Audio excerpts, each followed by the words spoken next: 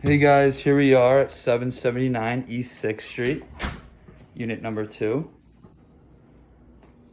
As soon as we walk in, you can see all the natural light in the open eat-in kitchen.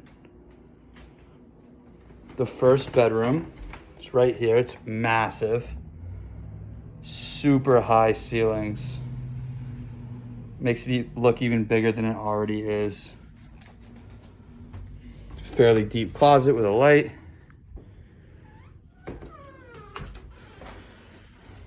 Also note that it's central air. Oven was just recently replaced, stainless steel appliances. That microwave will be placed over there by the range.